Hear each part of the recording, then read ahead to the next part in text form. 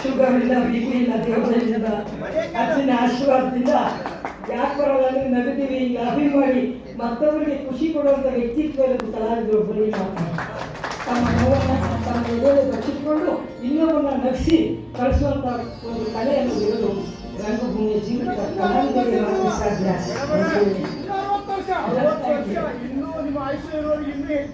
ಎಲ್ಲರ ಆಶೀರ್ವಾದ ಅರಿತು ನಡುವೆ ಆರಂಭಟ್ಟ ಅಂತ ಹೇಳಿದ್ದೀನಿ.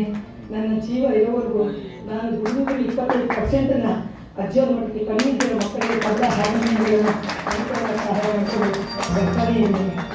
25% ರಂಗಭೂಮಿ ಕಲಾವಿದರು ದುಡಿಯೋಕ್ಕಾಗದಿರೋರಿಗೆ